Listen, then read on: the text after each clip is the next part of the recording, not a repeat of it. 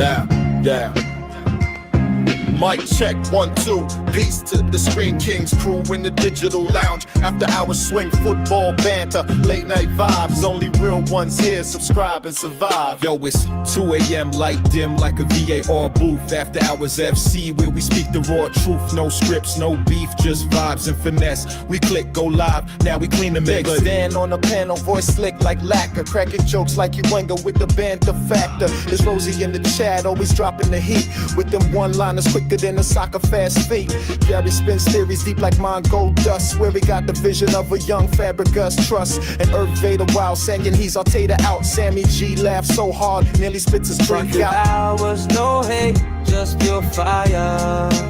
Hello. Talking footy in life, we never tire. Well, good to see you. It's all good to see you. Welcome to the Sunday Night Social here at the Adams Arms. I'm not going to lie to you guys, I'm absolutely hanging. I have a really bad cold, so this isn't going to go on for very long. But I would have called it off. But this is not just any day. Yes, there is a lot to talk about. Maybe some of you are feeling very up and down about the whole title charge. Those of you under 30 are probably panicking like crazy right now. We, of course, need to talk about Liverpool's title race being over. But the international break to come, there is a rest from it all. But even before then, there is something very special that I would like to celebrate with all of you, and that is... Happy birthday, Maleha. We all think you're the bee's knees and the queen of teas. There you go. Happy birthday, Malia. 21 again, I'm sure. Age is a number anyway. Listen, you are a much-loved regular and somebody I always look forward to seeing in the chat. So from me to you, and I think on behalf of all of us, I'm sure, well, look at this. Queen of Arsenal, you can be sure, has come in straight away with happy Sunday all and happy birthday, Malia. And I hope you had a wonderful day. I hope you're having a wonderful evening. And thank you for being here with us. Hawkwind says, geezer. I'm going to find it really easy to do that voice tonight. Honestly, feel like rubbish. And the football didn't cheer me up. I don't know what it was, what I was expecting, but I certainly wasn't expecting such a one-sided show. Liverpool are done. 5 defeats in 11. I think that's their joint worst record in the first 11. Big up, legends. Thank you for the birthday wishes. You guys are amazing. You're amazing.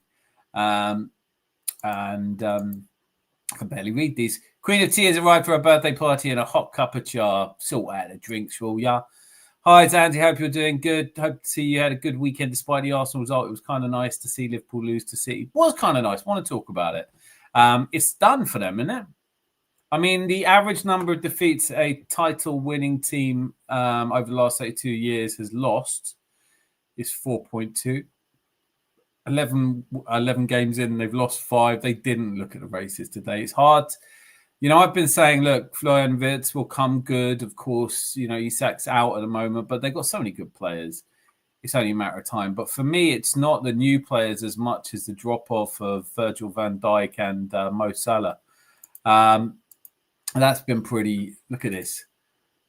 Malia and I'm having a cup with you. Cheers. An evening, landlord. I'll have a pint of 2-2 draw and we're still top of the packet of why all the dumbass negativity. I do think, honestly, Zandy, I think the negativity just comes down to people are very young. I did a video, released it yesterday, and it was late last night, actually. It was just to say, if you compare this season with the 5 title-winning seasons, there's only 2 of those where we were better off at this point, and we won the league at a canter early. So I don't know if we're going to. Start of the season, my prediction was that Man City would win. They are on or around expectations at the moment. Would have been nice if they drew with Liverpool, but I have to say, this Liverpool team have fallen apart. There's something. Let's talk about it. I want to hear from you what you think and why. I've got my own opinions, of course. And then Zanzi would have when he finally arrives because I'm 3 minutes late. I'm not locked in a cellar. Don't be ridiculous. And Vex AJ, nice to see you early, sir. Hello, Liverpool banter. He never goes into the cellar. He's scared of the dark. Shut up. The dark is scared of me, mate. Bonjour. Comment ça va? Ça va bien? And then, so cool. Thank you. You are very, very much one of the most loved people here. Dan, we could have had 28 points and relaxed, but no, it's Arsenal. We always make it hard for ourselves. Now City are back again. It's one way of looking at it. If you think it's just a straightforward matter of going up to Sunderland, and look, I think it's always going to be disappointing because of the nature of, if you concede a goal in the 94th minute. But it's a hard place to go. I felt like you could tell that it was the third away game in a week. International break coming. There's just some tired legs out there. I don't think we were quick enough into the balls. I don't think we'd moved the ball quickly enough. We got out-muscled and out-fought, and I think this is what happens. It felt like a cup final for them, and on the day, we've seen what happens. You can never guarantee anything. Overall, if you'd said to me at the start of the season, this is where we'd be, I'd have bitten your hand off. And I said this yesterday as well. At halftime, I think I might have taken a draw. But I was predicting that we would be on 19 points after 11 games, and we're on 26. That said, I was predicting Liverpool would be on 27 points, and they're on 18, I think it is, isn't it? Man City, I thought it'd be on 19 points, and they're on 22. So they're overperforming. We are overperforming. Liverpool have fallen away. It's going to be a two-horse race, unless you really think that maybe that Man United and Bournemouth will come good here. Lots of results to talk about this weekend. But I think the elder statesman among us will say this is what titles are like. I was looking at the comparative fixture for the Invincible season in 2011. We won a game 4, and I can't remember who against that. I think it was Everton. But the game before that, we drew at home with Charlton. So these things happen. Sorry, drew away with Charlton. So these things happen. Then you got a cup of ginger tea. I should be having. I'm actually on the Warsteiner. It's because I wouldn't accept until about 2 hours ago that I'm really not well. So I thought, do you know what? I'm going to have burgers and beers and have a lovely time. And I don't think it's the best way to do it. Dan, help us break down into the bigger picture. This Man City win. Are Liverpool out? Is Man City resurgent? Is it firmly a two-horse race now? Seeing only reactionary content, not the actual discussion. Brilliant. Thank you. I'd love us to talk about that. Yes, Manchester City are our only clear rivals. I'm not ruling out a bit of a rush from clubs that you wouldn't expect to see up there.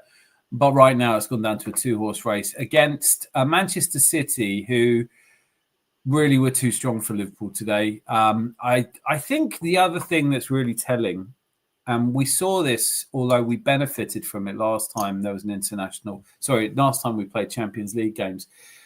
Going into a game against Sunderland, who've had a day extra to prepare after you've played in Europe, there is a fatigue. We're seeing Real Madrid versus Liverpool. Liverpool played really well, and then they just didn't have the legs to beat. So they just couldn't play them. Now, I know City played in Champions League as well. It's a slight home advantage. It's only a 45-mile drive, so I'm not giving it that. But I do just think there are so many factors. For me, the Arsenal, just looking at us, I don't think... I mean, at the start of the season, I predicted we'd go up to Sunderland and win, but I thought it would be just one of those teams that comes up. They gave it some. They fought bravely. They were strong. I think there were some things that could have been more positive for us. One of them was the referee, who I thought was a shit show. But that I don't want to detract from the fact that it was a well-earned draw. I think on the day, we had some weariness and some legginess. Liverpool definitely have had some of that. But also I think with Liverpool, as much as I just assumed, they would bounce back when they lost to Crystal Palace and then they lost to Chelsea and then they lost to Man United, you just thought they'll come good. Florian Wirtz is too good a player to not come good. Of course, he'll come good at some point. But now it's starting to look like with the AFCON coming, with them losing Mo Salah, maybe that'll do them a favour. But Mo Salah out for Egypt could go deep. That could be a month longer even. You just can't see a way back into this for Liverpool at the moment. And I think any team that loses 5 in the first 11 and goes on to win the title would be unprecedented. They'd all have to come together pretty quickly. And I think actually the other thing I would say about this is Liverpool haven't successfully defended the title since the 80s. It is hard. Man City have given everyone the impression it's really easy to retain titles. All of this being said, Man City, I wouldn't say quite yet are resurgent.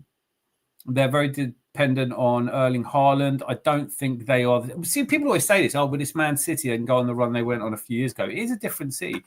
I mean, if you're taking Ilkay Gundogan and Riyad Mahrez and Kevin De Bruyne and, across the Spine team, I think Donnarumma is a very good goalkeeper. Of course, he's in my fantasy league team. So I'm not saying the spine isn't strong, but it isn't the same spine that relentlessly ground out results. Doku at the moment looks the shit. Savinho, I'm still not convinced about. Bernardo Silva looks like he's dropped right off. I think our squad is better than Man City's. And if it comes down to it in a proper race, I think we've demonstrated we can grind out results in a way they haven't necessarily yet, although they are starting to come good. But can you imagine what happens to this Man City side with a single injury to Erling Haaland? Rodri is coming back slowly. Jose, before I feel rude, great to see you, mate. BX Gunner 81, everybody. It's not negatively. Look what happened a few years ago. We need points. What happened a few years ago happened a few years ago. We were 8 points clear in March and we lost it. So, but you're comparing this season with that season. In that season, what really happened is we lost a key member of the team with no one to back him up. That wouldn't necessarily be the case this time. Going into that match yesterday with 6 first-team players out, and 6 important players. You have 5 forwards and your captain. The bench was light. I think that maybe we shouldn't have tried to hold on to a 2-1 lead. I think it's always a mistake. I think the best form of defence is a good attack. And it's depressing when you bring off Eze, who's probably your only out ball at that point. Maybe Arteta made mistakes. But to panic at this point, if you're looking at it and saying, did you expect us to be 4 points clear going into this international break? No, then we're doing better than you thought. Well, long may that continue. We conceded 2 goals yesterday. That's the first time we've conceded 2 goals this season. We've only conceded 5 goals. Even George Graham's 91 side that only conceded 18 throughout the season had conceded 7 by this point in the season. And like I said, there's only 2 times when we've won a Premier League, we've had more points than this one. That's 91 and the Invincibles. And both of those were probably the 2 easiest titles I've seen us win. I've also called out many times in your chats during this clean sheets run, it's a concern him catching it like cricket ball where he could have punched it. Yeah, he was at fault for the second goal. There's no question about that. It's always a worry. Ironically, if your keeper hasn't got enough to do, it's going to be tough. But I think you take the rough with a smooth. Like even the Invincible season, we had that draw with Portsmouth that everyone always talks about. There were 12 draws in that season. I think it's 12, wasn't it? 26 wins, 12 draws. Yeah. So that not every game is going to go the way we wanted it to. We didn't lose. At half time, I think I'd have taken that. That said, I thought the second half was a really good performance. You have to love the way Trossard took that goal. I thought, and I said this in a video as well, I thought Trossard playing as I was watching, I was thinking, I don't know if I'd swap him with Rodrigo at the moment. He looked absolutely the business. I may have to sneeze in a moment. But before I do, Morgan Yaxley, salutations, brethren. Massive elevations to you. Great to see you here. BX Gunner, cheers from Zanzi. Have to say, Sunderland, the best team, got promoted, but as a famous tie from Arsenal, hope they get. I don't hope they get relegated. It is it's a journey up there. I'm not making excuses. I'm trying to understand, right? I'm trying to understand. It wasn't our best performance there, but listen. Do you remember West Ham last season? There were just times where after a Champions League game, we come out and we're leggy and I think it has something to do with the players who are playing, looking at the bench, thinking, I've got to play 90 minutes here. Even the substitution, I think he could have brought Wanyeri on. I think if he brought Miles Lewis-Skelly on for fresh legs, there were things he could have done. Perhaps Arteta just got paralysed a little bit and just was looking at the game and thinking, we're 2-1 up here. Let's see the game out. But I thought that, God, we missed a striker that could stretch them because as much as I like Marino's efforts up front, he's not who you choose. And in games like yesterday where it gets so condensed into the midfield, I felt like he was too deep to stretch the game, too deep to run behind. And that said, we did camp out in their half. We looked like we were the better team. It was a stupid goal to give away in the 94th minute. A little bit heartbreaking, but it's all about how we react this season because it was a disappointing. Look how disappointed everybody was after the Man City game and look what happened after it. look how disappointed everyone was after the Liverpool game. If we can bounce back, the true market champions have bounced back, because if you look at Liverpool, you think, oh, well, they've beaten Real Madrid midweek. Now they can bounce back against City, and it isn't there. I feel like there's belief in this team. I feel like if we have a good international break, I just don't want to see Saka and Rice playing too many games, or Trossard.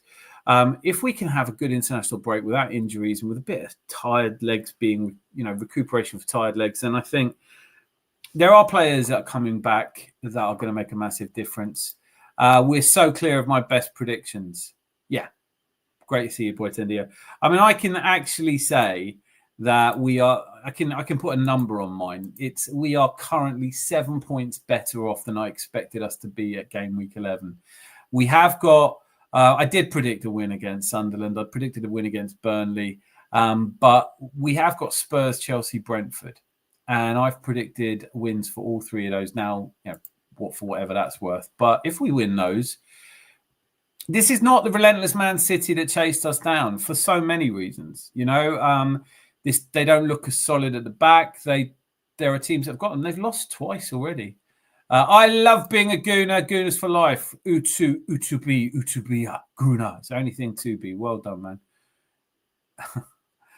And Liverpool have some easy fixtures coming up, though, and they get Alisson back. I don't write them off the title race just yet, but I do think realistically between us, Miss Molina, I've got to say, the odds. I haven't actually. Do you know what the odds on Liverpool now are way out there? They're way out there. You can honestly, I think you can start quite honestly writing them off now. The probability of making up. It's not even. It's always when you're third in that 3-horse race, which if you think that they could still come into it, if you think being third in a 3-horse race problematically, you've got to hope that Man City and Arsenal slip. And I don't think we're both going to slip. I think it's going to go. I think it's going to go to the last 4 games. I wouldn't say this season's going to the last game, but I feel like it depends. And this isn't me trying to be patronizing, but I do think that if you lived through 89, 91, 98, 2002, 2004, you've seen a lot of leagues, and in 98, no one thought we were going to do it. Nobody thought we were going to do it. In 91, going into the season, it was a pleasant surprise that we were as resilient as we were, but Liverpool had dropped off and there wasn't anyone else really to compete. I think Norwich were up there for a bit, but in a 3-horse race, Liverpool are out. It doesn't matter how easy the fixtures they have coming now are. They've got to get their shit together. Have you seen their fixtures at the end of the season? That's where it's always. I thought Liverpool could get out ahead and build up a strong lead, and they might be tough to break down. But from the 11th of April, from game week 32 to game week 38, they have Fulham at home, which is what they always do badly, and Everton away, Palace at home, which for some reason is a game they always do badly, in, Man United away, Chelsea at home, Aston Villa away, and Brentford at home for the last game of the season. Where they are right now, I would expect Liverpool, if they carry on the rest of the season, they should finish on about 77 points. That's nowhere near enough to win the league. I think you can count them out now.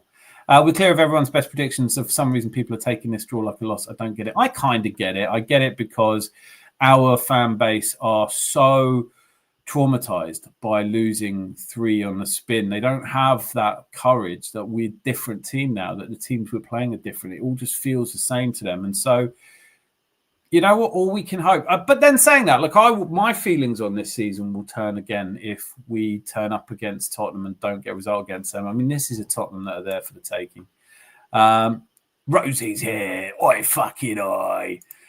Big up, Rosie. Hey, oi, Razor, 2-2 draw was a bit disappointed, but we move on. Oh, yeah, you want some? Of course I bloody want some. Wouldn't be if I didn't want some.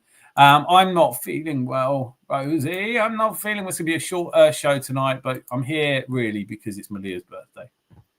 Once again, I think, this is why I'm here. Happy birthday, Malia. We all think you're the bee's knees and the queen of teas. I baked that myself, actually. Had a bit of a helping hand from Anthony Herbert. He's a great plasterer. Sunderland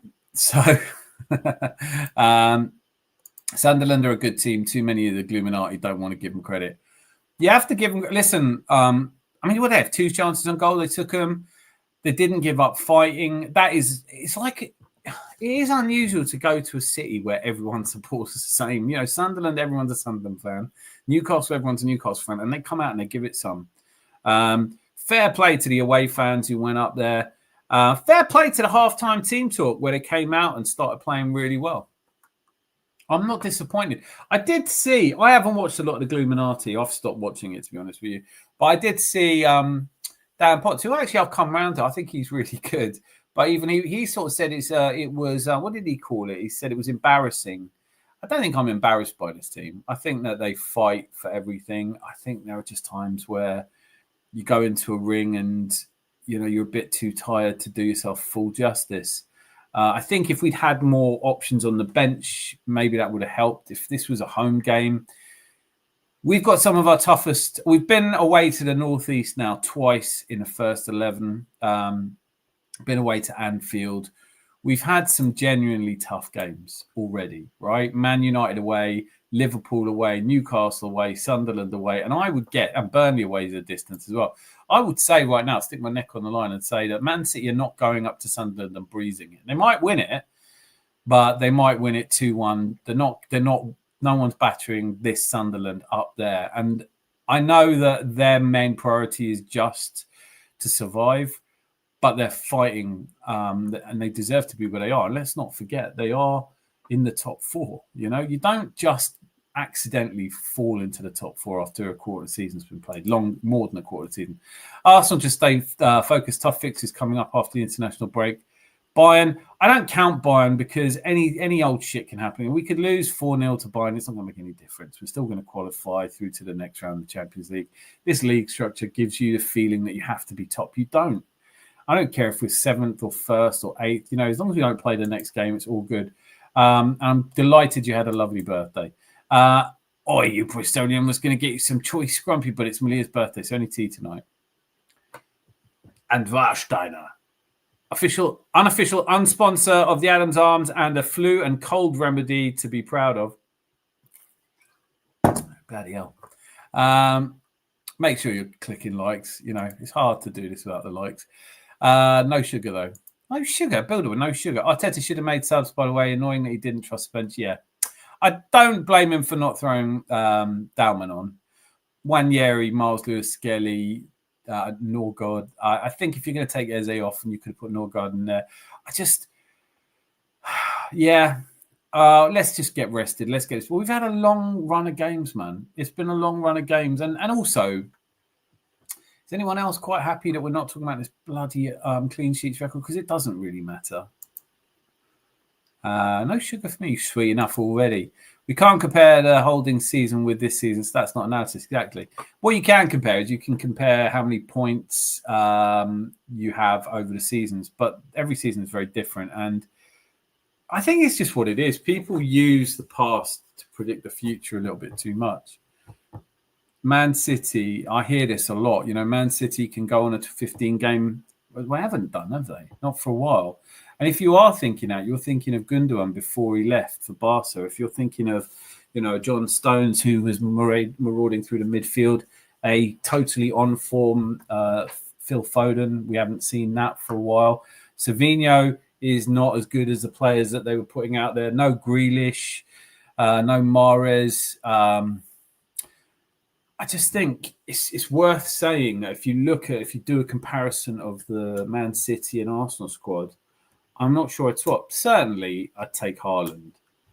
But what if when he missed the penalty today, I've got him in my fantasy league team. Come on, man. But I did think it was possible that he would have just a really bad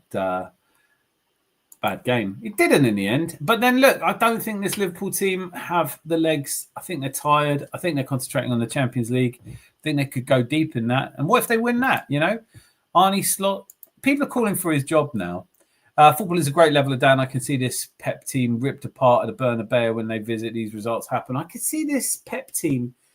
There's a few games for them coming up where you think they have to be on or around their best. Liverpool at home is a fixture that you don't normally expect them to get 3 points in. That's all I'd say. Leeds at home, you expect them to win that fairly comfortable. Fulham away, Sunderland home, Palace away. Don't sleep on Palace. Of all the games, I watched the Brighton game. So obviously, I'm married into a Brighton family. That was a stinker of a game. All the other games, I mean, Newcastle, what about Eddie Howe? How comes no one's talking about what stage is he at? You know, he spent 700 million quid since he's been at Newcastle. If we had Hincapié to step in for an injured Saliba over Kivior or Holding, I'm pretty sure we win the league. Yeah, I think that's true. I think that's fair as well. But it isn't even just that, is it? You're talking about also if we had a fit Noni Madueke, Kai Havertz. There's a lot to be... Isn't it just a measure of how far we've come that a draw up in the northeast against a team that hasn't been beaten up there yet is seen as a disaster? I think we're just a nervy fan base. On the one hand, all the Gluminati will tell you we're an elite club, we're top 3, but then they behave like we're just here by fluke. They behave like we are the elephant in the tree. They behave like, you know, if we drop points, teams will drop points. Teams will drop points. It's a 2-horse race. I'm fairly confident of that. It's between us and City. I thought that for a while now, but today I think it's just convinced me of it. I think that after we cross the line, Arteta upgrading Raya, no matter how great our fans say he is, he can't replace. Simon in Spain. Imagine him as... I don't know that much about Simon. I've got to say, I see a goalkeeper replacement again. Might be Kepa. Might be Kepa Arrizabalaga. You just don't know. I mean, in terms of ability, he's up there. I don't know. He definitely doesn't look like he's second choice yet. Arteta could have brought Wanyeri, Miles Lewis, Skelly, White, and Capio and Norgard. It's not like there wasn't players there. No, but I think in the game state when you're winning, I don't actually. Do you know what? I'm not going to pretend I disagree. I do think we left it a bit late. I think there were tired legs out there. I thought Declan Rice gave absolutely everything, but by the end, he did just look knackered. I was in the pub watching the game. The best thing was a beer and a food. Are you talking about the game yesterday? You talking about the Arsenal game? I thought it was a good game. I thought that the first half was just deeply worrying for me. I thought, this could be one of them games. We lose it, it's really a setback, and then all right, we've dropped 2. We've given up 2 points of our 6-point lead to Man City. They're 4 points behind us, but psychologically losing does more harm. I do also want to pick up, I hear this a lot from members of the Gluminati and people who are quite dour anyway, that throwing away the League Cup is, what winning breeds winning. Well, why are Eddie Howe's Newcastle getting battered everywhere they go at the moment? It's Mr. Tom! Oh, my Lord, my team sucks. It doesn't. You're new up. That's all it is. Bad day at the office. I wouldn't worry too much about it. But almost everything has something to do with Leeds. That too, Dan. People think it's the old KDB piloted Man City. They aren't the same team, and frankly, I don't think they'll last the season. I don't think they last the season if anything happens to Erling Haaland. I'm not wishing it, but I'm saying that even if it's not an injury, if he just has they don't have goals. We get criticised for only scoring from set pieces. How nice, by the way. Both our goals yesterday are not from set pieces. So all this, what will you do if the set pieces dry up? I would just score some cracking goals. Yeah, look, I think we are, as a fan base, we are divided into the people who everything is a disaster and the people who are like, chill, it'll be fine. There's no other way to be right now. There's no point in running around like your hair's on fire. I've been better, Rosie, outside of football, etc. I hope. Hey, Lone Star Londoner, we're never going to win every game. Good point. On we go. Well said. But that's what I'm saying. It's like people forget that. They genuinely forget that, we always get told, the Invincibles, they played amazing football. They were the best team ever. Okay. But I was there. And the Invincibles lost to Charlton. Well, drew with Charlton, lost. Obviously, didn't lose to Charlton. But on game week 10, we went away and we drew 1-1 with Charlton. It wasn't a good Charlton side. The Invincibles only had 27 points at this stage of the season. We've got 26. We are holding our own. Obviously, we've lost the match. They didn't. But Portsmouth, I remember that draw at home. We went through, we had 2 games in a row where we drew at home against Portsmouth and Man United. I don't remember the fan base being quite as negative, though.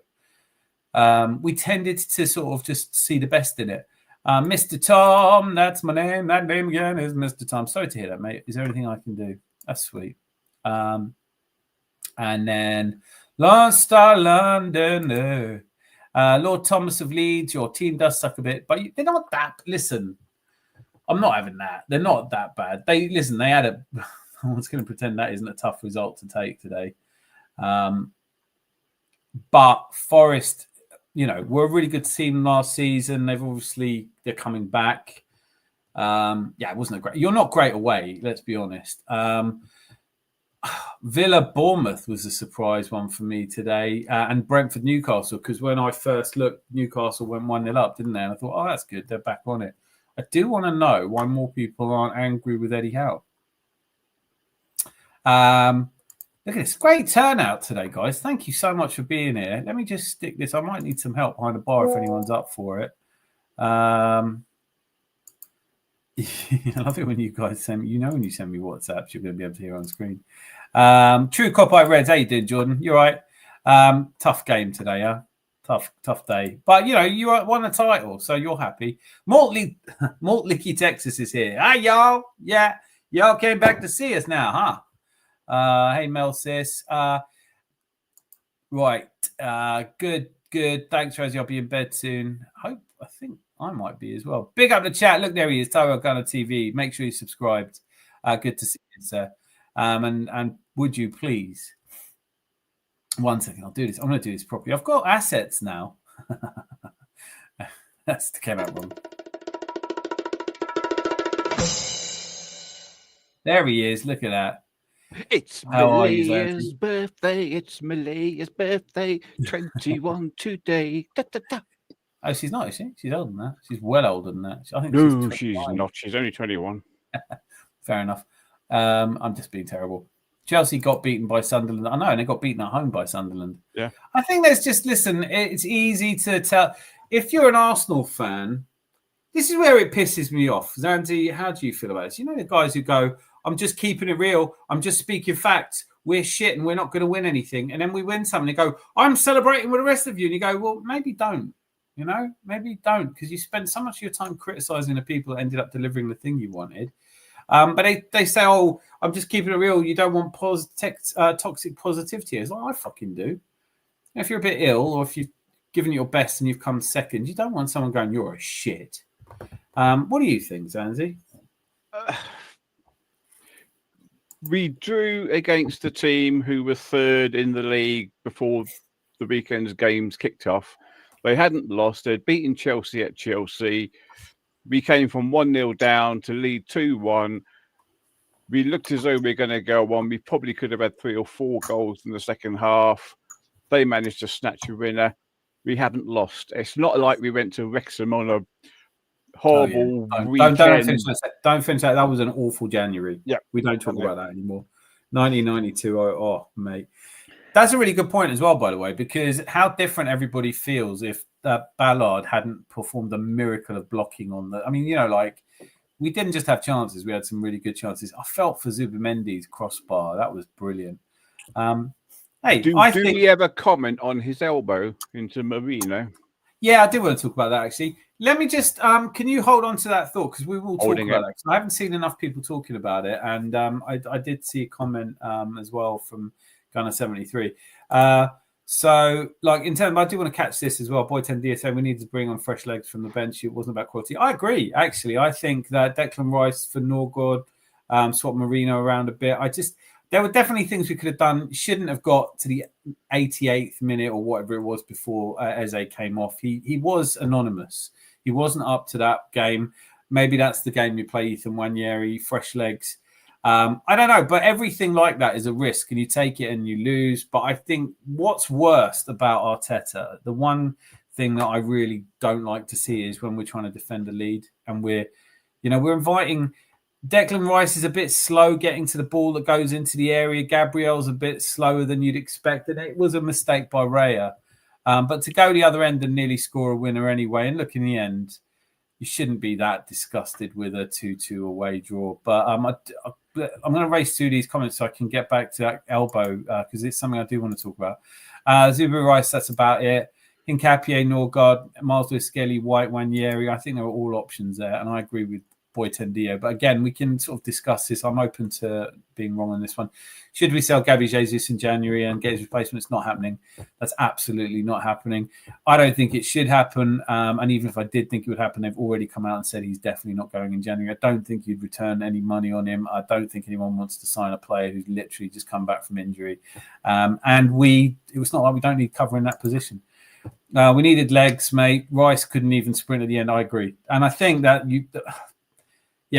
listen, Boytendia, not for the first time, we totally agree on this. Rice was our best player. He was, but if you look at the full 90 minutes, he was not our best player in the last 5 minutes of that game. Also taking off one of your tallest defenders for short ones when Sunderland... the thing is, where if you look at where Rice was when they scored, he was probably one of the furthest forward and he didn't get to his man quick enough. Look, there isn't a right or a wrong here. It's just a flavour of opinion. Personally, I think when your team is up against it, battling like that, you need substitutions. And if they're on the bench, you should trust them. I probably wouldn't have put Downman on, or maybe a Noose, but I don't know, Harriman and Noose. We had 5 defenders. Why did we need 6? I don't see Miles Lewis-Skelly as a defender, in fairness. I think he could have been a player to give us an out, and I think Ranieri could have given us more running. I think he was should have been a better player towards the end of that game than Eze was. Never slept in a palace, never mind on one. Why didn't he replace Eze with Wanyeri? He shouldn't have gone to 5 at the back. Yeah, I agree. I do agree with that. Wouldn't have taken Magalhaes off because he also looked to be... I didn't see that, but I think hindsight has proven you right. I think it's fair to say the Leeds are out of the time. Don't be too hard on yourself, man. No, you sure, Mr. Top 4, Mr. Tom. Turn the table upside down and they'll be in it, Tom. I don't know if that was Wanyeri match. According to stats, he's a player in our midfield that gives away the ball the most, plus he isn't the most physical. Where I disagree with you there, Benny, is that we can't give the ball away too much if you don't have it at all. I just needed 1 or 2 outlets. I think when we go down to 10 men or we defend manfully, we kick the ball away and we don't get any of the possession. That said, I am misrepresenting that game a little bit because even at the very end, there was a spell before they scored where we conceded to them and we just let them have it. But then as soon as they scored, we took the game to them again. It's ifs and buts and pots and pans, isn't it? Yes, Mr. Zanzi, I'd hate to be a delusional football fan. I could dig that. Sunderland gave us a physical test. Our key players ended up gassed by their efforts, needed to put fresh legs. I thought this was during the match, but alas, we drew. It is what it is, right? Guys, guess what? I predict Leeds will win at Anfield. I'd love you to, man. 14-1, Mr. Tom. Every team in the EPL has an outstanding manager. No easy games. Yeah, no, that is how it is. And I saw on Deluded channel, they were talking about it, and I think DJB and Kenny Ken was saying how, strong the Bundesliga is. It's not. The reason, like Bayern and Leverkusen, teams like that, they're at least, most of the games they play, you kind of expect they win, and they win quite comfortably. It's never that much of a challenge. Hopefully Arteta and his assistants take a lesson from yesterday. Sometimes the right move is to take off the player you think you shouldn't. This is a really tough decision, isn't it? And I just think he got this one slightly wrong. But I will give Arteta a huge amount of credit for that turnaround in the second half. I predicted your comment just before you said your prediction versus Liverpool. Brilliant. Can I just quickly say, I know you're a little bit up there somewhere, but can I just say good night to Mr. Tom because he's off. Okay, well, good night, Mr. Tom. Thanks for being here. That sounded sarcastic. Listen, it's not going to be a long show. I really appreciate you for being here. I think we had one of those strikers, we would have won that match. I don't know, man. If we'd had forwards to bring on, definitely. I think, look, it's a hell of a list of people missing, isn't it? It happens. That's the way I look at it. Heck, even Fabregas supported the fan base. That aesthetic of football is not coming back for a while. No, and you can't really expect some teams like Sunderland to try and play technical football against us. There were also an option of moving Saka to left wing, putting Trossard at centre forward, and putting Wanyeri or Dalman at right wing. A lot of could have been done, especially. We had options. I know it wasn't great, but I agree with you as well there. I thought Trossard was playing just too well on the left to move him. But in a game like yesterday, Marino's not your guy because he was just basically playing in midfield where he's comfortable. And that midfield was so congested. We didn't have the runners off the ball that we would have liked. We didn't stretch the game. All Premier League bros told me that Brentford would go down. What happened? Did they? Saka had a stinker. He needs to get his act together. I don't get a stinker. Whether Marino gets moved to centre mid or taken off, that switch around is anyone's guess. Happy birthday to Malia. Dalman would have been eaten up, kicked to pieces. Yeah, I didn't want to see Dalman come on at all. Landlord, you have some homework to do on your Texas accent. Yeah, I know, right? I knew I wasn't getting away with that one. Texas is different than now. But listen, I ain't from Texas, mate. I'm from Camden. You all right? Look at that. Just everybody look at that. Rosie, thank you. Do you know what? Thank you. Just thank you. I never know what to say. It means a lot, and that's why I don't want to get it wrong. But I'm going to just say, keeps the lights on in the pub. Keeps it ad-free. Ad-free for everybody. Ad-free for the people. Anthony, you have Rosie to thank for this ad-free experience of yours. They're not trying to get you to buy a Ukrainian bride right now, are they? As a fan, were they not 4 great goals scored in the match? I'd say yes. What a brilliant comment. Put a pin in that one.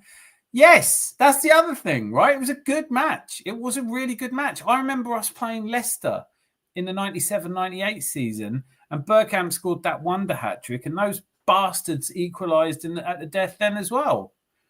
And it was really disappointing. It was early in the season. It was a very disappointing result, but we still ended up winning the league. These results happen, and I think for Ballard, that would be the day of his life yesterday. You know, one of Bergkamp's goals in that game against Leicester was very similar to a goal he scored against Argentina in the World Cup. Yeah, we've talked about that in here. Yeah, I said it was. To be honest, I remember it more similar. The one against, because I was saying it was just as good, but actually, when you watch the one from Argentina, it is slightly better because the control he brings it down with from a further away. So yeah, I mean, Dennis Bergkamp, magician that he was, but the point still remains. You know, Leicester were not as good then as they became, and it was Filbert Street. And we genuinely, I was gutted because we sort of out of nowhere, we appeared to be in the running for a title race, but Man United were well out in front, and drawing at that point just felt like we'd blown it a little bit. Marino, that's the other thing. Marino did get it, but I mean, that looked like he was going to have to come off very early. And we are coming back to it. Let me go through this. Guys, we're going to race through comments. Forgive me if I miss one. It's a foul by England. It's not foul. Social media was not big during Invincible's era. Exactly. Thank God. In Spain, it's a penalty. Eze is probably the best at left wing in our team. I ponder how long it'll be before he played central. He hasn't really stood out on that in that central role. We didn't defend properly and it cost us the end, not on Arteta. Okay, fair enough. I agree. The quicker Odegaard is back, the quicker the team can get shit together attack-wise. I'm going to try and get some sleep. Have a good... Mr. Tom? Oh, he's gone. But if you haven't, thank you for being here. Every husband thinks he's married to the prettiest wife, but that doesn't make it true. Arsene Wenger quotes. Tom, you have my number. If you can do anything, just want to chat. Lovely. Rosie, you are the best. Heinze would have torn a new one out of your defenders yesterday, I can promise you. I know. I'm doing a video about Heinze. I love him. Box Fresh, hello! Welcome. Landlord, you're dressed like a Frenchman today. You look French. Well, thank you. It's because I did a video, a French food video. Trossard strike was venomous. I loved it. I fucking loved it. I think all the talks, hindsight at the time, it didn't feel right for subs, and our bench had kids. Physical game. It's just a tough game. Third away game in a week. Played after a Champions League week. They were totally up for it, better rested, made it physical, played in a cauldron. Their fans deserve a lot of respect. It's a 2-2 draw. People can talk to me all they like about Man City would have won that. Yeah, but Man City have already lost 2 games this season. They lost at home to Tottenham. So let's not all just go silly right now, you know. Can you turn the adverts on just for Anthony? He loves them, especially the ones for Wee Blue Pills. Man City have lost 3 games, Mr. Have they? No, I mean, there were 2 of them at home, right? Or is it 2 away and 1 at home? I don't know. I just know they've lost 3 games. Yeah, we've lost 1. They've lost 3. Yeah. That's why they're 4 points behind us. But I thought I might be talking out my arse now. Hang on. Sunderland have lost 2 games, and believe it or not, so have Crystal Palace. That's it. Yeah. Liverpool have now, lost Man 5. City. Man City. Oh, yeah. So they lost. I know it was Villa away. They lost. City lost Villa away. They lost Spurs at home. And they lost Brighton away. So beg pardon, it was 2 away games. But listen, look at that, by the way. It's catching. These generosity is catching everyone. Bergkamp's goal against Argentina was simply phenomenal. It was very like the Leicester game. I know we've talked about this on before, but Malt Licky Texas, thank you so much. Absolutely love it. Thank you. Honestly, guys, I'm just saying, you are, I love all of you. The gifts are just, they're just very grateful. How come a Texan is paying a British bloke in euros? Don't care. Just give the free drinks out to everyone, Zandy. All right, here we are. On Rosie, last advert I see was when watching advertising tampons. I thought I didn't have a nosebleed. Can give you one if you want. You two should definitely do your own show. You know that. I would watch that religiously. Zandy, I've done a lot of talking. I know we were going to talk about the elbow. I know you have some strong opinions about it. Please, you have the floor. Call me old-fashioned, but in a clash like that, it was the commentator. I don't know who it was. No, it wasn't the commentator. It's a bloke doing alongside the commentator. And he said, he says, it was an accident, so clearly not a foul. And I'm thinking, well, hang on a second. If that's an accident, then if you accidentally trip someone up in the middle of the pitch, it's not a foul. But to elbow someone in the face, it's not like his arm was straight. It was an elbow. I really like your point. But what's happening in my head as you say it is I'm still thinking if he goes up to claim a ball and in so doing and doesn't, let's say, I actually think he takes a quick look at Marino and that elbow is suspiciously high. That's my view. How you'd prove that, I don't know. But I would say I would have given a penalty there. He's elbowed. I think I'm surprised VAR didn't think much of it. But, talking about VAR, when Bruno Guimaraes comes out of nowhere and forearm smashes Jorginho in the back of the head when he's not looking, they were like, well, it's not much force. So at VAR, you don't count on them for a lot. Maybe if that had been at the Emirates, it had been given. Your point, though, I really like, which is you're just saying even if it's an accident, he's elbowed him in the head. And a coming together like that, I don't think always would be a fan. Would always be a foul, because if you both jump for it and you don't see him and he headbutts. I mean, like, for example, when their second goal went in, Gabriel wanted high feet because he dived into the guy's foot. It's like there are some, that second goal, unfortunately, was the right one. The ref had a shocker, right? And it's always difficult for a team like us when you go to a place like Stadium of Light, the crowd's right up for it. They're kicking lumps out of you. I mean, Saka was getting booted from left, right to Chelsea. And the game pretty much begins with them almost concussing Marino with an elbow to the head. I am surprised that more wasn't made of it. But to your point, and unless I've misconstrued it, like you're saying, it doesn't matter if it's an accident, but it really does. There has to be There has to be intentionality anywhere on the pitch. And certainly there are higher limits set on penalties than there are on fouls that might be given anywhere else in the pitch. And we know that. And that's as it should be, really.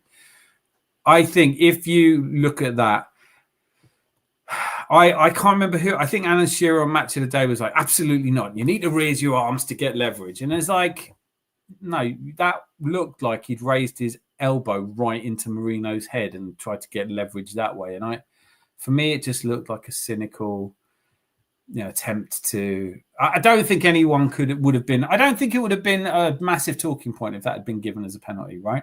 No, I mean, did you see the penalty that Man City got? I must have done against Liverpool. Oh yeah, I must have done, but I can't remember. It was such a boring game. It was. Yeah, it was the very slightest clip by the keeper's knee on Doku's knee. Right. Okay. No. I do remember this now. So yeah, the thing is with that penalty, I have to honestly, it really annoyed me because they kept showing you the angle from behind where it's not as clear. But he definitely does bring him down with his knee. Look, they're the kind of penalties City get, right? They're the kind of penalties other teams don't always get, but City are getting that night and day, every night and day. I was more pissed if we're on bad refereeing decisions. Robertson was not impeding the goalkeeper. He was not in the line of sight of the goalkeeper, and he ducked to avoid the ball. That's a fucking equaliser. I was mortified. I agree with you on that, 100%. I can't remember who it was. I have a feeling it might have been someone like, I was going to say Jimmy Greaves. Don't think it was Jimmy Greaves. But he said, if he's not interfering with the ball, what's he doing there? But he wasn't. He was, standing in offside position. But we saw the same thing with Doku in an offside position 2 years ago, and Man City got the goal. Did you see who was running VAR at the Man City-Liverpool game? I never look. Was it? You won't believe this. Michael Oliver. No, fuck off. Was it really? Yes. Michael, I work in Saudi Oliver. What the fuck? Yeah. This is too much. It is what it is. We're not going to... in 91 when we won the league, they took 2 points off us for a brawl at Man United and 1 point off Man United. Have a word. I'm in a jail cell in Wandsworth. Let me out on Tuesday. Nice one. Just in time for the Tuesday club. Fucking brilliant timing, mate. An elbow is never a foul against Arsenal, don't you know? I still remember Gamara's trying to give Jordan. That's what I was talking about. I just cannot. He goes up behind a player and forearm smashes it to the back of the head when a guy, it's a sucker punch, and all the VAR could say, it's not that hard. He's like, it's what? Zinedine Zidane's headbutt in the World Cup final wasn't that hard. It's still not allowed to do it. I don't want to. I'm kind of stuck here because on the one hand, I don't want to talk about referees. And on the other hand, I think you do have to talk about them when they're shit. That referee yesterday, I saw on AFTV, they interviewed a Sunderland fan, and even he said, he was a shit ref. He just wasn't up for it. He wasn't up for the event. He wasn't up for the occasion, That's all right, though. Everyone has a shit day. Apparently, the kiddie who's doing VAR for us, he was, I wouldn't say he's a trainee, but he's only just gone into VAR. I don't remember VAR getting it. I think VAR could have come in and gone, hang on, Mourinho's been elbowed by blood in the area. That's usually, I've just been looking through the Idiot's Guide to Refereeing, and apparently that, I think, is called a penalty. It's a contact sport. Yep. It is a contact sport. I don't mind the occasional trip and things, but an elbow to the head's usually a bit much, isn't it? What is VAR for? I don't know. I'm not a fan. I don't want to just listen. Maybe this is the show we talk about VAR. Maybe there's other things to talk about. Honestly, I would quite like it just to go back to being about objective. Either he's onside or he's offside or it crossed the goal line. Everything else, I just think is a waste of my time. And today, I'll be honest though, the Brighton, what's his name, won a penalty against Palace, and it was a simulation. It was pretty bad, and VAR made the ref go and look at it. And you just think, for those sort of things, good, when it's obvious, when it's clear. But even then, VAR was really just there to say to the ref, come and look at it. And then even then, you've got that. The farce of that, isn't it? It's like, definite penalty, Stonewall penalty given. Mate, you might want to look at that. As the ref's going to look at that, he's thinking, no, I'm sure this is fine. The guy's watched it in slow motion and he's called me to have a look at it, but I'm sure I'm right for having seen it in a flash of a second. And when he goes over and watches it, it's not. You might as well just go, mate, it's not a penalty. Don't even bother coming and look at the monitor. Don't just overrule it. We've got this, all right? But there's also another penalty today which was overturned as well. I can't think who it was. It wasn't the Brighton match, where even the commentators said, well, you can see he clearly clips the player's leg, so why haven't they given it? But VAR overturned it. Which game was that? I'm trying to think now. You're not talking about the Brighton one, are you? No, it was I'm 99.9% sure it was another game. I'm just going to go on to some of the comments. Have a think about it. Box refs obviously saying it's a contact sport. Let's not be snowflakes. I get that, which is always difficult talking about refs because I don't I'm not sitting here saying that the ref cost us a game. I'm not trying to do that at all. I think things happen. Sometimes you catch a break. Sometimes you don't. Sometimes I'll never forget was it Romero who handballed it against us at the Emirates, and we got a penalty that put us 2-1 up against Tottenham, and I didn't like that one. So sometimes you catch them in your favour. Sometimes they go against you. You expect when you're away and there's a hostile crowd. Sunderland fans did their job. I think you're right. Let's not be snowflakes. But I think, what if he had to go off concussed? Would that have changed your mind? And it was hey, Saskia Gouda, Moss is here. Moss Sports World. Make sure you're checking him out. Wow. How the madness of crazy negative fan bases shifted. I see Liverpool channels and fan bases going slot out now. And geez, yeah, well, so many haters in our fan base. And geez, yeah, you know what? I'm just not listening to them anymore, Moss. I've taken a leaf out of Rosie's book. I feel like I have to know what's going on in the YouTube sphere, and I don't. You can just concentrate on the people that you listen to that don't run around panicking. I did see a couple of emergency streams last night, where they were going, words like disgusting, disappointed, disgrace, and all the D words came out. And I look at some of those guys and think, yes, because you're 30. You've never lived through a title challenge. You were 10. You weren't even 10. So, you think that titles you can't lose a single game or drop a single point. It's just not the case. You will have disappointments through a season. This is where fans need to be strong. I mean, I think that the Sunderland fans were the 12th man at the stadium. They just shouted, cheered, and made it a hostile atmosphere. It's what you want. Even in rugby, you can't be throwing elbows and clotheslines like what happens to our players on occasions. That's how I feel.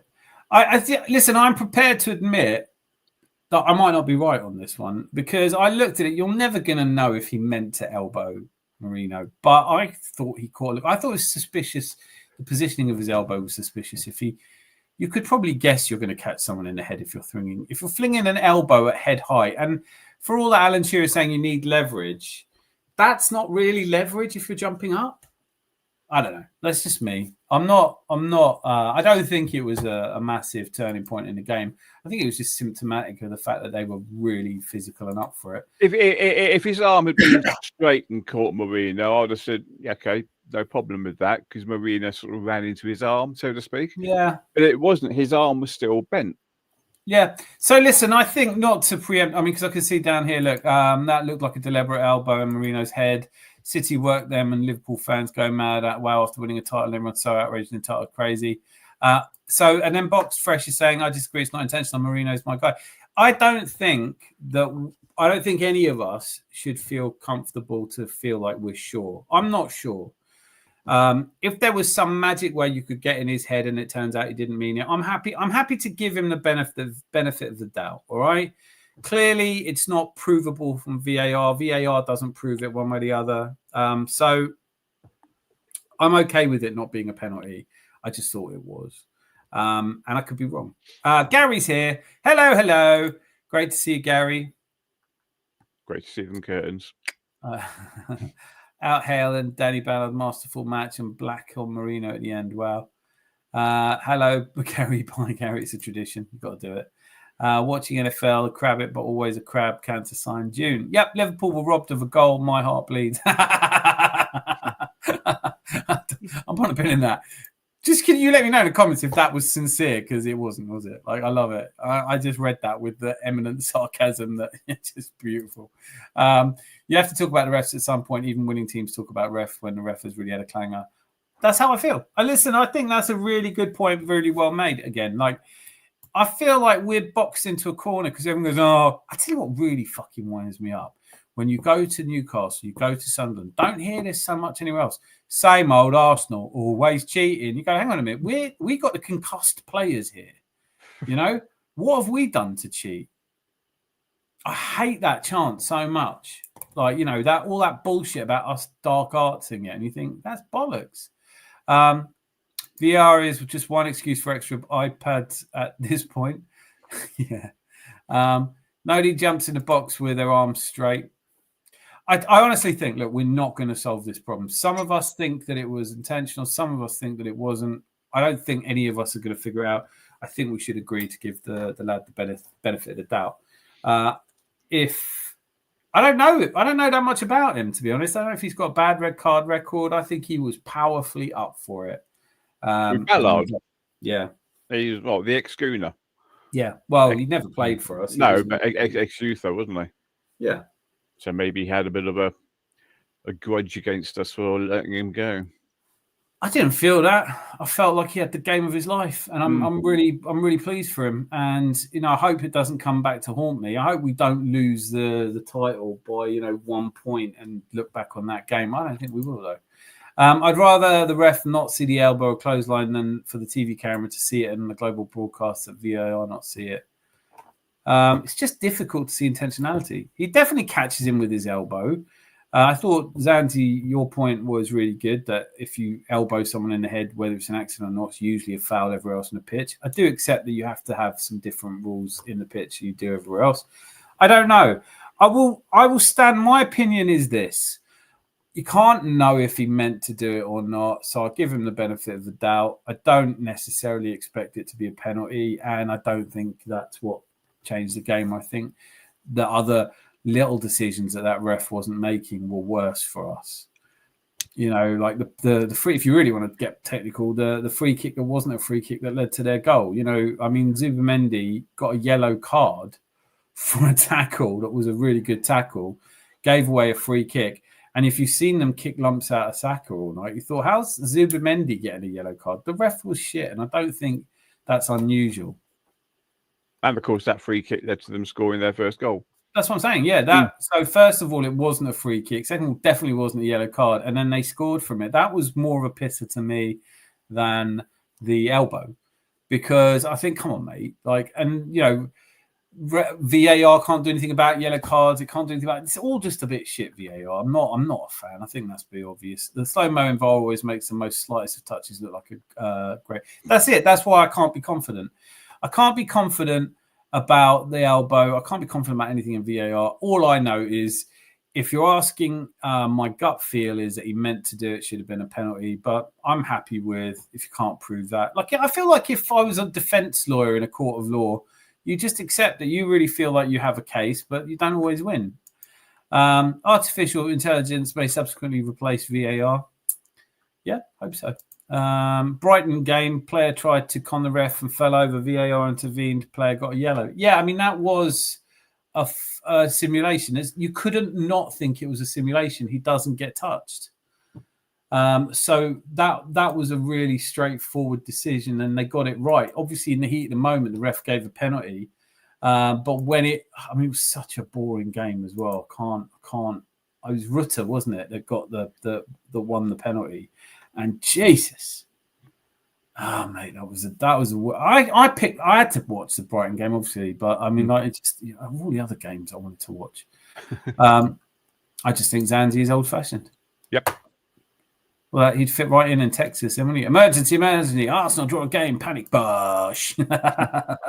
Muppets. I agree with you, but that's why you choose a certain pub to come and drink in, isn't it? Because we don't have any of the people going, "It's fucking disgrace. It's embarrassing." Don't be. Me and Dan Potts don't really have a leg to stand on if either of us want to start saying that these super athletic players were embarrassing. Because I mean, if you stuck me out there, I'd be tired in the 12th minute. I'd be carried off in the 13th minute. So I don't like it when Arsenal fans talk about embarrassing. These guys have not let us down. I don't feel like they didn't turn up and fight. I feel like they gave it a really good show. It was a 94th minute equaliser. It was gutting. It does happen. Let's move on. I have to admit, Dan, I do like your positivity that you'd actually last 12 minutes. As I said it, I don't know where 12 minutes came from, but I'm assuming I'm in goal. Oh, right, yeah. Yeah, they're taking you off when they're 5-0 down the middle. Fucking hell. So we'll get Dan off. Yeah. Yeah, I mean, I don't know why I opened my mouth and said 12 minutes. This is so much bollocks. Yeah, if Dan doesn't want to come off, just injure him. Dan will want to come off because Gabriel will come up to me and start walking towards me and I go, do you know, I've had enough of this. I throw my gloves at him. That was Sunderland's cup final. I think they'll have more cup finals, and I hope they're up for it. I like to see it. I like to see a team that represents a town. Sunderland, they have been through shit. They have been through hell with that team, and Yeah, I love to see it. I mean, obviously, the other thing is I would say Liverpool and the form they're in are going to get a hell of a match up there.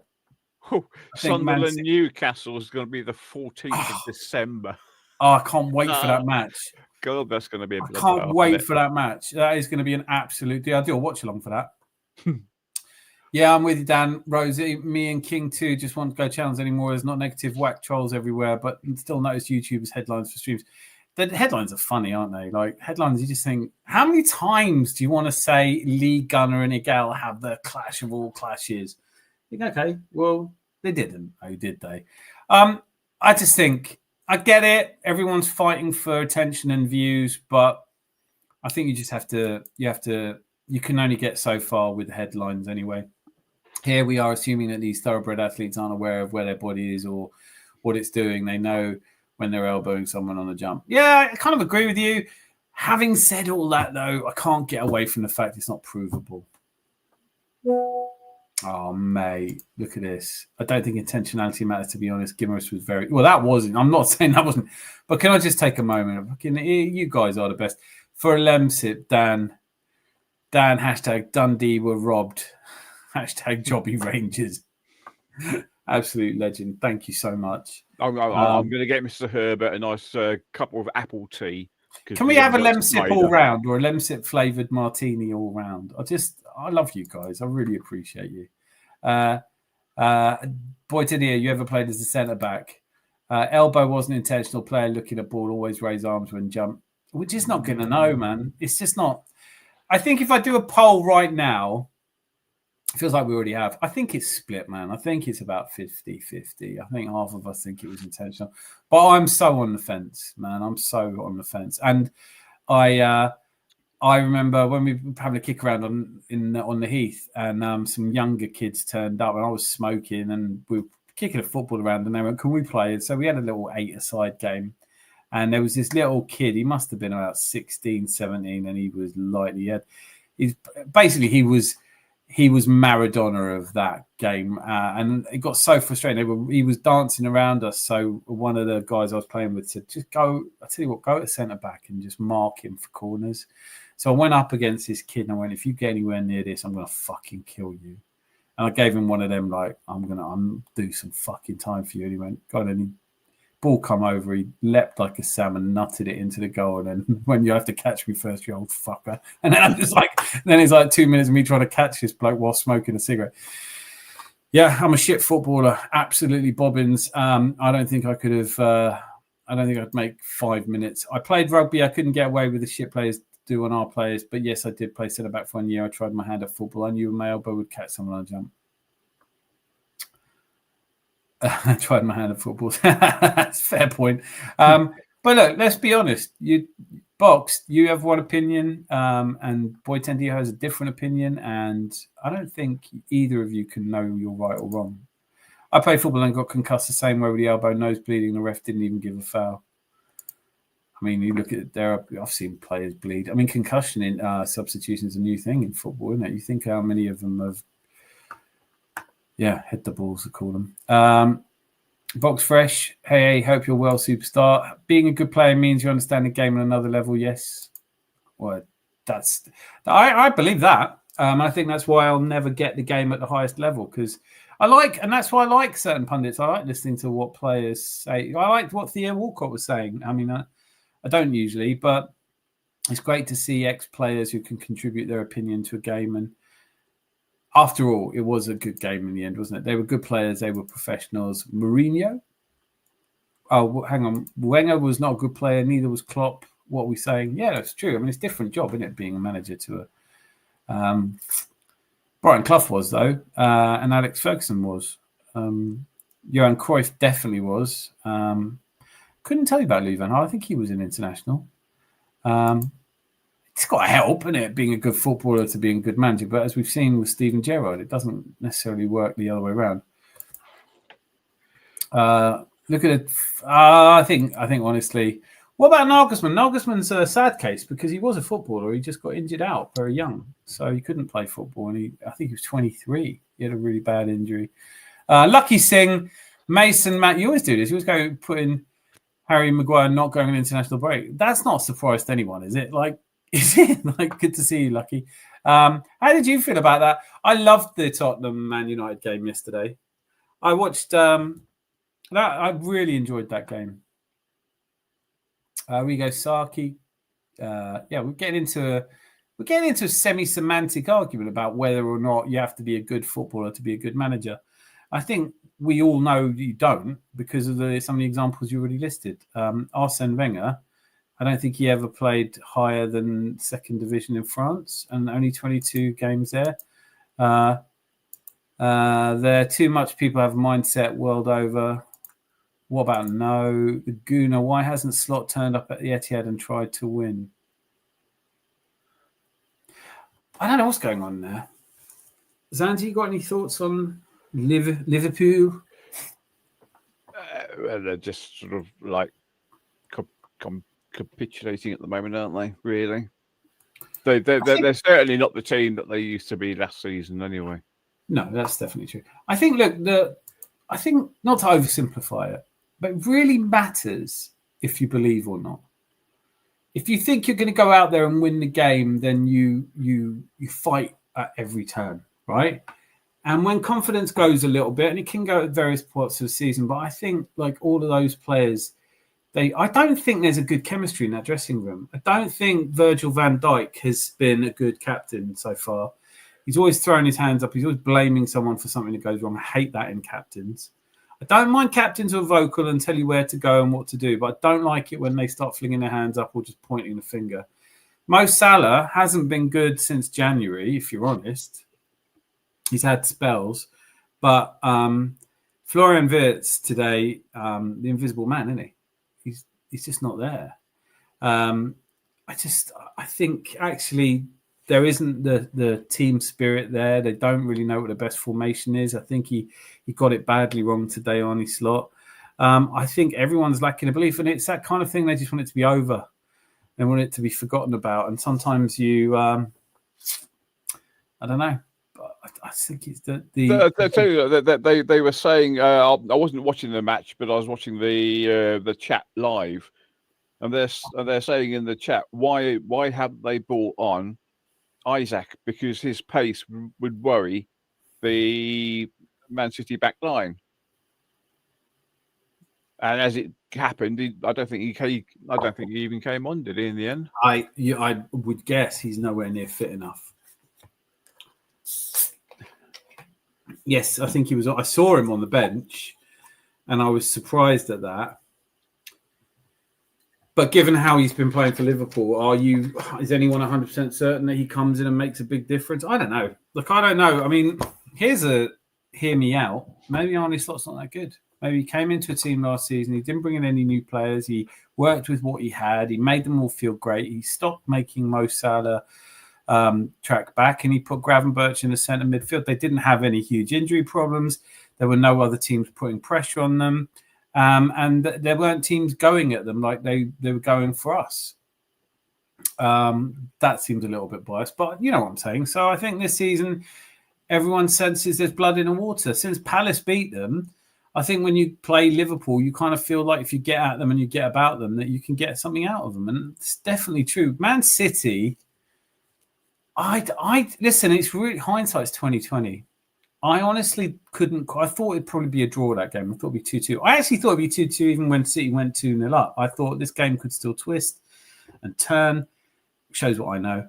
But that Liverpool team just have nothing about them at the moment. And the idea that they're going to go the rest of the season and only lose one, maybe two more games is just beyond belief for me.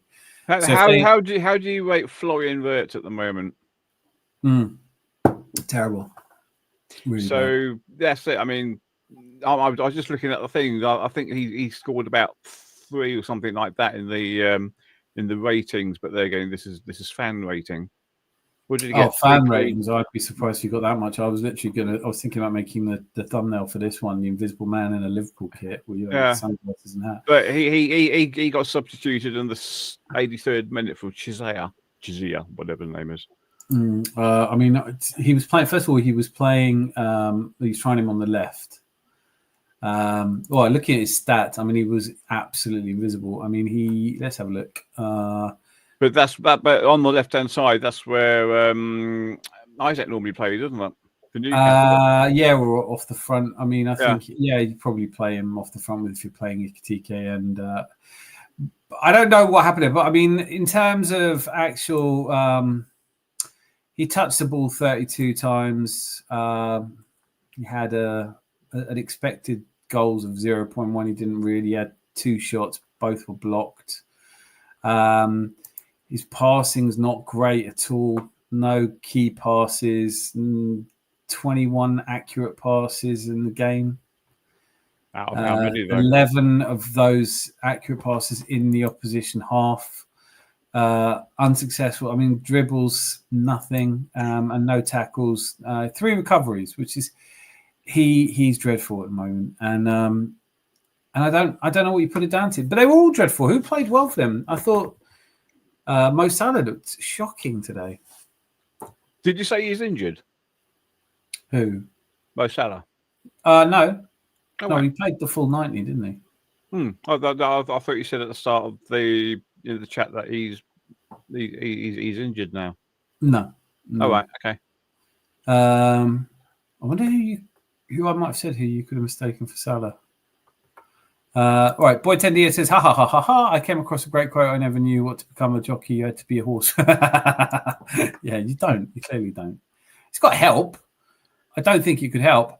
Brian Burke, massive elevations and greetings to you indeed. Best way to describe Liverpool is defensively crap.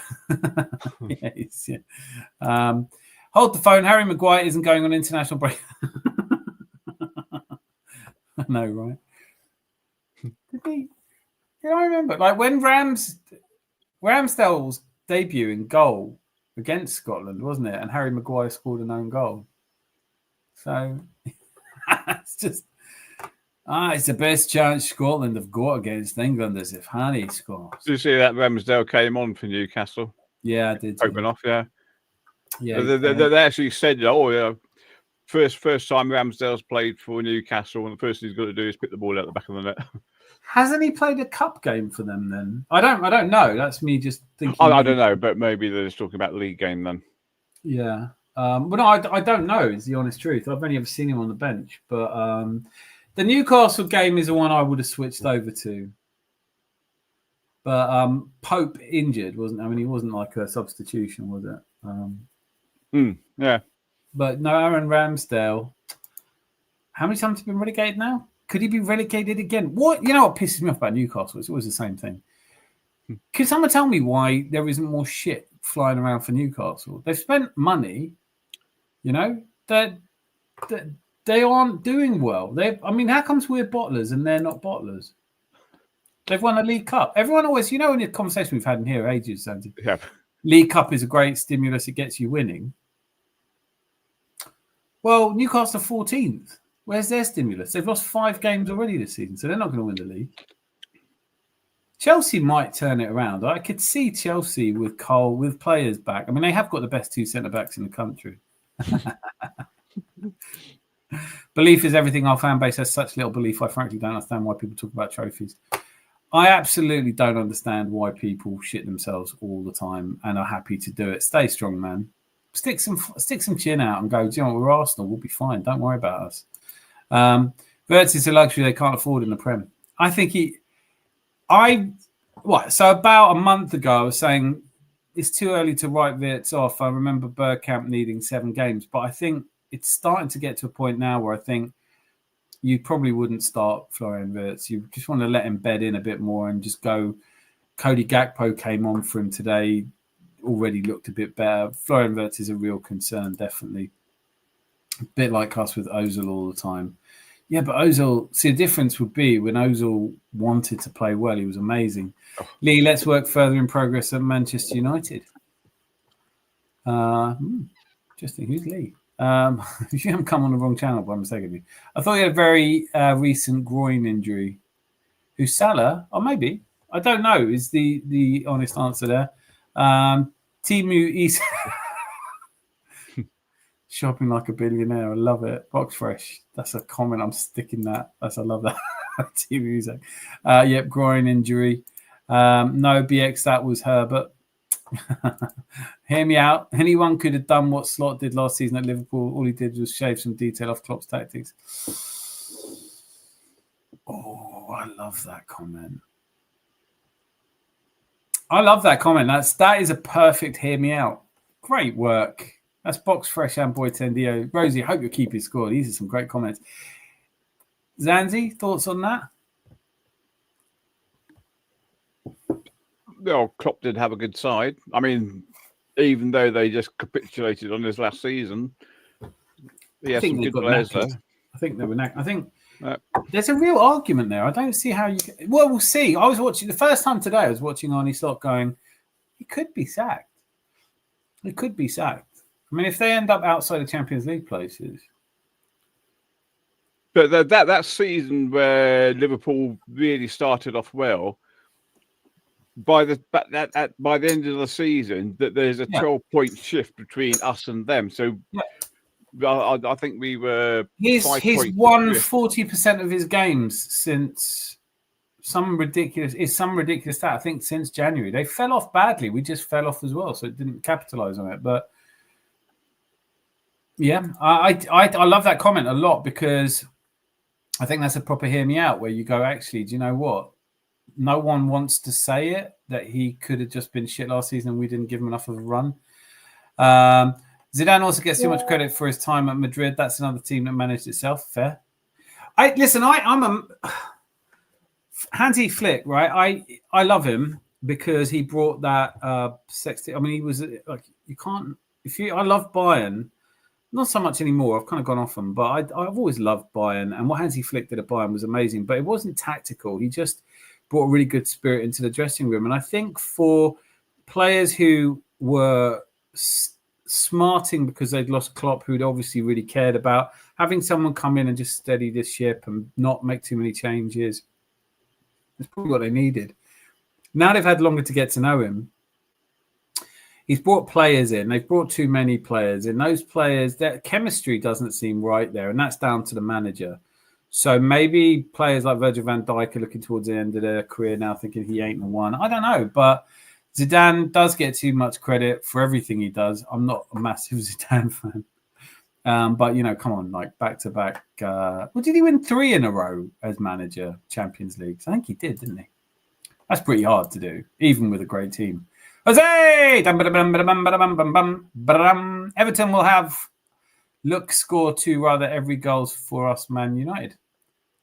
You have to be clearer than that. I didn't get that one. But it's Brave Star, you well, mate. Gyökeres is expected to run for the North London derby. Yep, we've got a few that you would hope would be back. Gertlash. I was looking at the list of injuries, and apart from Jesus, everyone should be back for the North London derby. Fingers crossed, eh? Be good. I think we beat them even with the team we put out yesterday, though. Chris Nix is here with the Hey Beautifuls. How are you? Mo Salah going away for AFCON, not injury. Oh, yeah. That's what I'm saying. Yeah, he's out for. He's going to be out for anything. Oh, is that what you thought I was talking? He was injured. I thought you were talking he's injured. No. He's going to be away, though. Egypt go deep, and I think Egypt could win it. So I think actually it could work for Arnie Slot to have, because Mo Salah, you've got to play him. You can't not play him. But he's not playing great. Hasn't been playing great since January. Gravenberch holds it down for them. I really love Gravenberch. He's one of the best young players to ever play for Ajax. Doku was on fire. Liverpool lacked energy. Wholly agree with that. But why would Liverpool lack more energy when they played on Tuesday and Man City played on I don't think Wednesday? energy in the sense that I don't think it's literally muscle fatigue. I think it's just that, oh, God, we've got to go and play. Do you know what I mean? Like when you're Mental up for fatigue. it. Yeah, I think when you're up for it, you want to play the next day. You know, I don't know, but I hope that the Arsenal players on a bus coming back from Sunderland are like, God, I wish there was a game tomorrow so I could put it right. But I kind of got the feeling. So I have, I was trying to predict. I've been looking back at the really disappointing games we play, like the West Hams and things. And the common denominator is there's usually not enough people on the bench, and we've usually played a Champions League game in the midweek. And wherever you look at the results, So this week, obviously, we got a draw. City won, Liverpool lost. But the weekend where Chelsea lost, City lost, and Liverpool lost, that was the Champions League. And we happened to get through it okay at home, and they had to travel. 3 away games in a week is a beast. I think the international break coming up, a lot of players like, let's just get this out of the way. You've travelled all the way up to Sunderland. You've got to be up there. It's cold. This team are up for it. The fans are hostile. I think we lacked a little bit of that 100% energy. But Liverpool going to City, I think they were all kind of expecting to get beaten. And I just genuinely also think that the tactics were wrong today. They were just wrong. I'm not saying I'd play Szoboszlai, McAllister and Gravenberch differently. But when you look at the average team position, it wasn't they weren't winning their duels. I think they may have lacked energy in a mental capacity rather than in a physical one.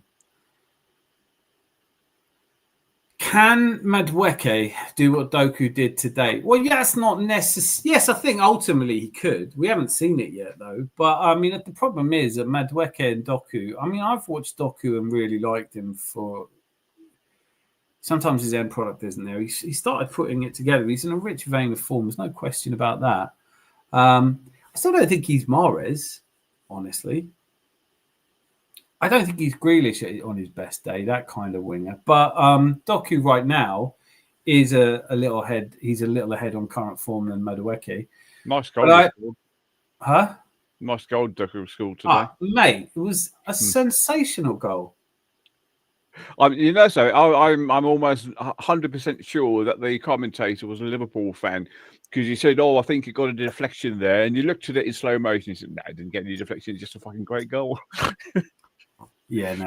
Richarlison's goal against Man United, that was a good little deflection, but I thought they were making a lot of that. Oh, brilliant! It was Ali McCoy, wasn't it? Going, it's brilliant. He's just. So they probably would have gone in if he hadn't touched it. That's a Richarlison goal, isn't it? No, listen. Don't take nothing away from Doku at the moment. He's in rich vein of form. I don't know what Madueke is capable of. I haven't seen him with that kind of end product to his game yet. Where is the criticism? Newcastle United, Liverpool media. Yeah, I think I want to know why Eddie Howe isn't.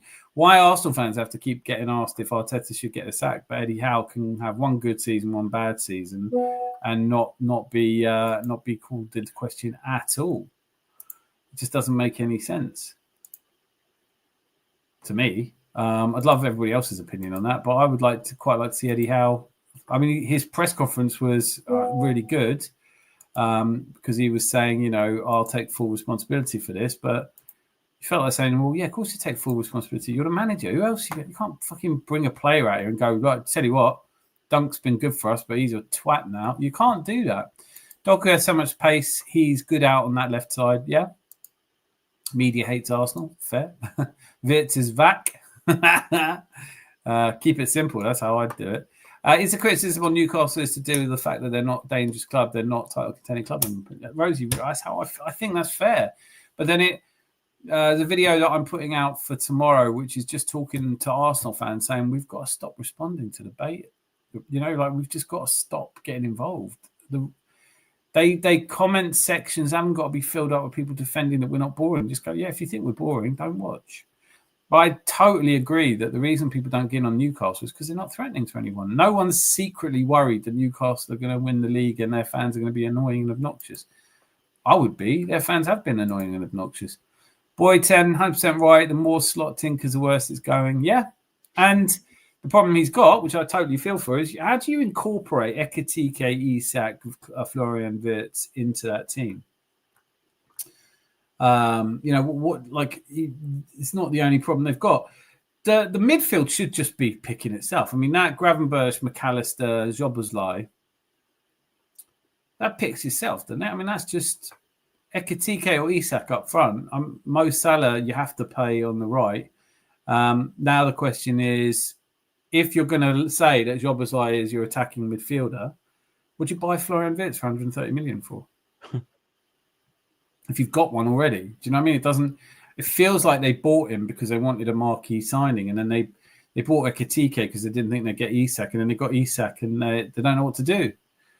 to £500 million worth of play that you've got to figure out somehow to get into the team. Great to see Rangers on fire. 4 league wins now. That's standards. Mate, raise the standards. Are they going to win the league, Rosie? Is it called the league? I don't know. I don't know about it. Anthony. I feel for Newcastle. Promised so much, delivered so little, and they've hit a ceiling. Do you know what? I have a lot more sympathy for Newcastle if but for a couple of things. I'm sure I'm repeating myself. They're so shitty to us when, you lot are fucking always whinging because the ball goes out of play and the man was offside and there was a foul. You won't let us have that goal. And you came to Newcastle and all you couldn't break us down. It's like, hang on, you're the home team. You didn't even try and score a goal, yet we're boring. Dark arts, we're trying to run, all of that shit. They just have really annoyed me as a fan base. And then I also would feel a lot better for them. But when they found out they were being bought by the private investment fund of Saudi, they were like, you watch, we're going to shit on all of you now. And it's like, go on then. You have spent 700 million since the takeover. Can we just, someone point that out at some point? Because it's not, Newcastle fans will tell you, we haven't, we've barely spent anything. No, you have. You really have. It's just that you haven't, it doesn't show on the league table right now. And you ain't winning the league. Am I being too harsh, Zanzi? I don't know. I think isn't 700 million quite a bit more than we've spent in the same time? It is a little bit more, yeah. But sack Arteta, and bring in Eddie Howe. But hang on, can you just hear me out?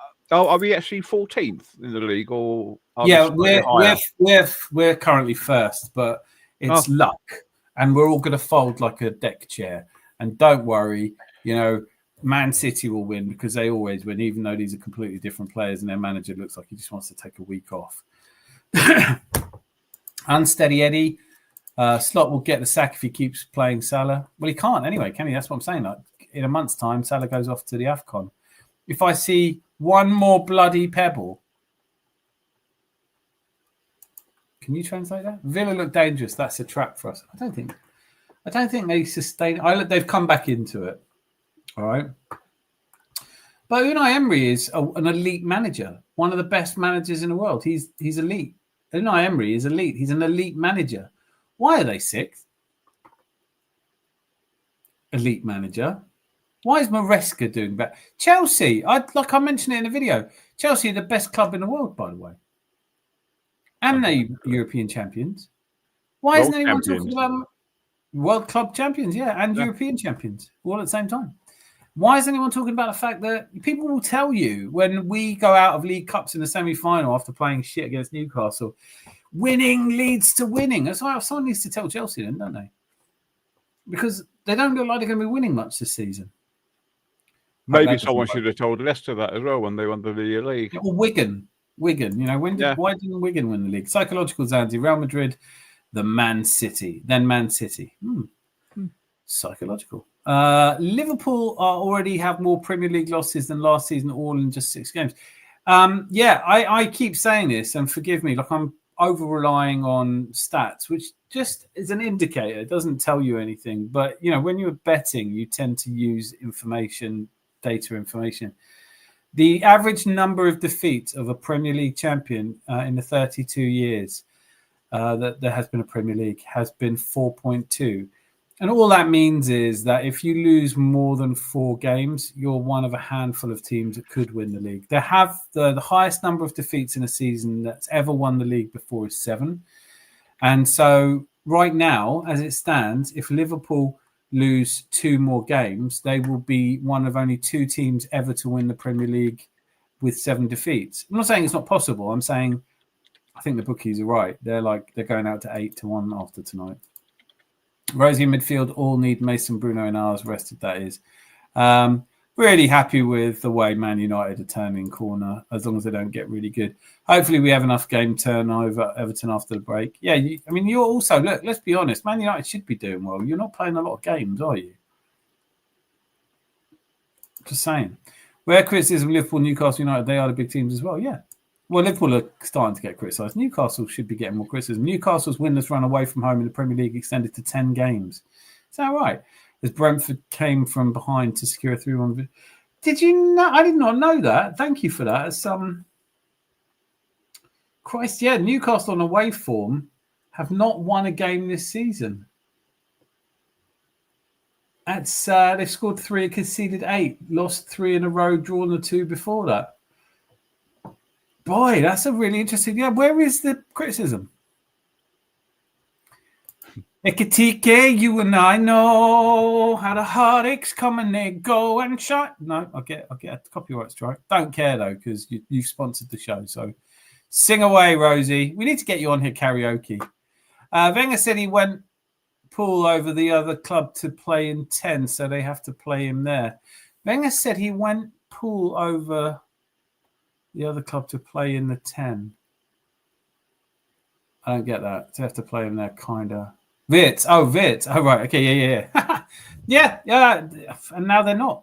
You know, it's one of those things. I always feel players are a bit stupid if they think that a manager who promised he's going to play him in a certain position will play him in a certain position, even if they're playing like shit, because job's on the line. UK media irritates me and me.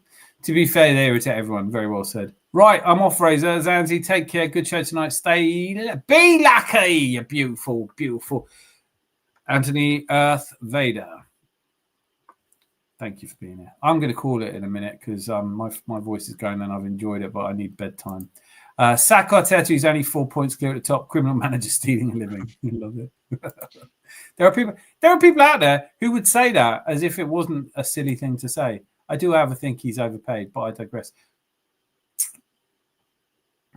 Yeah, that's fair. I don't actually know how much Arteta's paid, but I have heard it said that he's one of the highest paid managers in the world. And that feels a bit daft if you haven't actually won a big trophy yet. But I don't know, if you're earning 5 million or 8 million, it's hard for me to think it's going to make a huge difference in your life. You know, could you get by on 5 million, Zanzi? A day. Yes. A year. Yeah. Oof. I'll have to think about that. I'll have to get my calculator out and do a few. You might not always be able to afford the Findus crispy pancakes. Sometimes you might have to do with the Tesco's filled pancakes. But yeah, for most of the week, you'd be all right, wouldn't you? Well, yeah, it's just getting this Wagyu beef from Japan. You know, having it flown in specially. Is this? I as you know, I don't go down in the cellar because I'm not one of the little people. But is there a cow in there? Because I heard some mooing. A cow? Yeah, I swear I heard there was a mooing going on down there. No. I thought you might have your Wagyu beef down there. It could be a couple of Newcastle fans who are sort of left over, wondering what on earth's happened to their season. Do you know what? One of my favourite memories was the FA Cup final in '98 after the game, and there were a load of Geordies that were in the pub afterwards, and this one was absolutely mortal, and he was like asleep like that, and we took him under our wing because this guy couldn't. He was like, but every time you went Shua, you went Shua, like he knew all the chants. He just had to start a chant, and even as unconscious as he was, he'd start cheering. Anyway, obviously he missed his train home. He was with us all night. But he was just he was like, I just wanted to see us win one trophy in my life. Why does it not ever happen? And it was like, he was such a lovely guy, but he was passed out in this pub. And every time he said cheery, he woke up and he did the whole chant and then he fell back into a coma. Apparently, sorry, Arteta's on 13 million a year, 15 million if you win something. Yeah, fair enough. Ain't my money. Yeah. Yeah, it just ain't my money. Like, that's how I usually feel about it. I get that people are pissed off about it. I get that people like Shane Gooner sitting in their underpants, grey all day, just going, it's not fair. Why is he so attractive? Why has he got a job I should be doing? Why does he earn so much money? But I don't give a shit what anyone else is earning, honestly. I'm not a millionaire, and you know, slowly working my way towards it. Obviously, one day this show will be syndicated internationally, and you know, I won't forget any of you little people. I will bring some of you with me, and of course, you'd be recording in your sound studio as well. I do listen. I occasionally listen to some of these live streams, and you'd have a band in the background saying, "Hit it, boom." Yeah, be you too. Yeah. Let it never be that. Let it always be us as we are right now. Let us all stay together. But I don't care what Arteta earns. I find it weird when people do. I think if you said you've got to join one section of the argument, he's either earning too much or he's earning too little. He's earning too much. There's no way he should be earning 14 million quid. I think Arsene Wenger was on the 8 millions, wasn't he? So I know there's been inflation and things cost more, but then again, you know what? We're talking about him on a lot of money. It's nothing compared to the players. So it is a weird job, football manager, that you immediately have this job where all the people who work for you are earning a lot more money than you. I've never had a job like that. That's 250 grand a week, 13 millionaires. Right. So yeah, that's before tax though. So after tax, he's probably only taken home about 6 million. Yeah. Which, when you break it down, is only $500,000 a month. You know, that can go quickly, especially if you're eating takeaways. Yeah. Or getting Wagyu beef from Japan all the time. Yeah, I wouldn't recommend that. I keep saying Wagyu. It's Wagyu, isn't it? Wagyu. It's not even the best one anymore. Everyone's eating Wagyu. It's become de rigueur now, isn't it? What's the best one then? I don't know. I'm not a beef connoisseur, honestly. I mean, I like an Aberdeen I like a grass-fed anything. If it's grass-fed, it's usually, it depends how long it's been aged. If it's been dry aged, I don't know. I think one day I will try it just to see what it's like. With Wagyu? Oh no, listen. I would strongly recommend it because it's got such high fat content. Oh God! And it renders down really well. I mean, I've had Wagyu, I've had Kobe. I tell you what, there's a place called the Gaucho Grill in London, which if you want really good beef, they do Argentine beef, which I would say is probably my favourite. I don't necessarily need Wagyu beef. It's a little bit. It's like, I don't know what kind of steak you usually eat, but I wouldn't normally eat a fillet. I don't get the point. I think it's arguably the most popular. Fillet is boring. Yeah, I just don't get it. In my opinion, I would either go rump or sirloin. If I can see the rump and what it's like, I'll probably buy it. But normally sirloin's good because it has to have a good amount of fat on it, though. And the thing I hate fat cap about on sirloin. Fat cap on sirloin is brilliant. If you're you go to all these shops now and you look at the meat and stuff like that, I think, well, where's all the fucking fat gone? And then you look at the bacon and you think, well, they cut all the fucking. Where do they put all this fucking bacon fat? Because I'd love to just. Well, I can tell you because when my friend JP had the sausage factory and he was making high end for some Michelin restaurants, very good. So most good sausages, unlike British bangers, will literally be 80% shoulder of pork and 20% back fat. So they remove the back fat to sell for processed food. So actually fat is really sought after. But yeah, bacon should be fatty. All meat should be fatty. That's where the flavour is. Let me go through some of these because I am going to wrap it up in a minute. Oh no, Rosie, sightings of Herbert in a Speedo. Fuck off. Don't do that to me. No. No to Speedos where the S has fallen off. Budgie smugglers. Yeah, I know, right? Great deterrent for illegals, Mike. They're not coming in on the West Coast, are they? They're not coming from Ireland. Fuck's sakes. You can imagine them if they romp up on the beach and there he is running down with his budgie smugglers and he's got these puffed up armbands. Yeah, you're imagining a scene out of Baywatch now, aren't you? Get back in that water. You're not welcome. He could have his Union flag Speedos. Who was the dark-haired girl in Baywatch? Because I thought she was really nice. Eric or something. I never watched it. I thought it was a silly program. Oh, it was. Yeah, I've just seen pictures of it. I didn't like the other one. Who's the blonde in it? Pamela Anderson. Yeah. I don't know. Didn't do it. Was going to wear a mankini like Borat for Halloween. Didn't have the balls for it.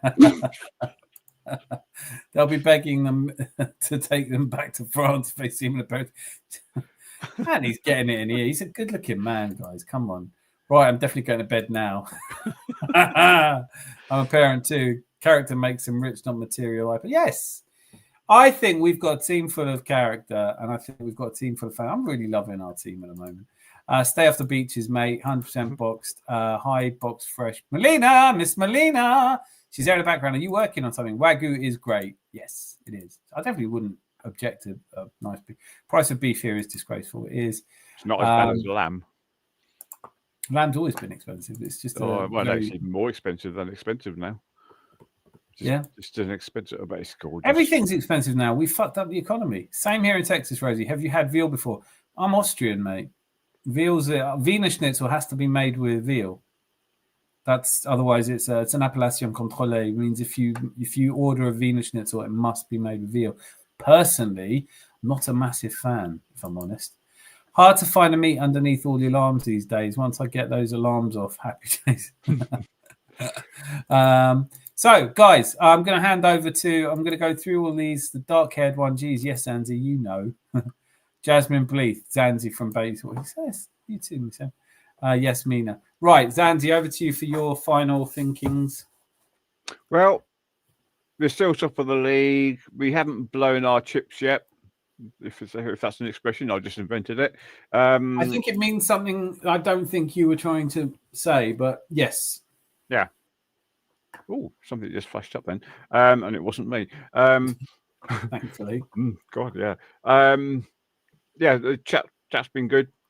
No Chelsea fans in there, which makes it even better. Dan, no, mate, come on. We loved having them in. I was watching their game, just thinking, I don't know if I would give you anything for Chalabar. Just like, you know what?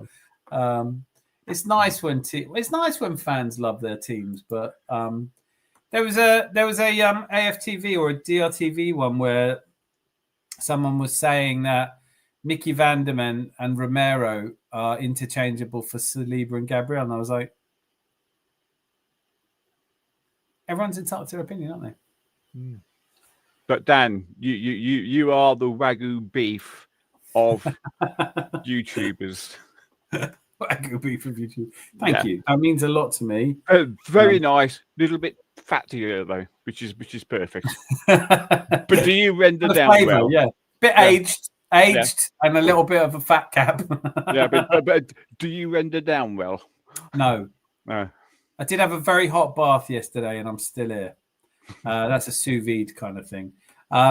No, I don't render down well. But what I'm hoping to do is I have got a temperature. I'm going to get under the duvet. I'm going to get a good night's sleep before a long day at work tomorrow. And I am so glad that we opened. And just finally, just before we go, I do also just want to say once again to Malia, who is, like all of you that come back 3 times a week and that you're here and who are always so active in the chat and supporting each other and make this the place I love to be. But Malia is one of the regulars, always supportive, never has a bad word to say, always funny, always interesting, just really, really, really happy birthday for yesterday. I know we've missed, it's gone over to midnight, but I hope the year ahead is nothing but wonderful for you, and it also includes a league title for you to celebrate. But she's not once, twice, she's 3 times tea lady, queen of tea. That just totally flopped there, didn't it? Yeah, I can't stop you when you're on a roll. Rosie hasn't said who she thinks is the live she has. My members of the evening are Lone Star and Lucky. Well done, guys. I think that's a little unfortunate. I think I can't disagree with Rosie. She knows what she's talking about. She runs the chat, but can we give special mention to Box Fresh and Boy Tendio as well, because I thought they were both excellent. But happy birthday. Special mention to you all. Miss Molina, when are you next on? We want to see you on here, and I want to make sure that you're all subscribed to Miss Molina's channel and Gary's channel. It's Rosie's birthday next Sunday, everybody, 16th of November. It's going to be a big one. It's going to be a big one. It's a big one, that one. There's a haggis brewing right now. We're out to stock the haggis. I'll shut up now. But thank you all for being here. Next show, there is a video out tomorrow evening to give you something to watch until Tuesday when we are back for the Tuesday Club. And it's the international break, so it's not going to be too football-y. We're going to probably have to have a bit of a cocktail soiree, chill-out session. I'm sure we'll find lots of things to talk about, maybe even a quiz if we can organise one. But until I see you then, be lucky. Lots of love. Bye. See ya.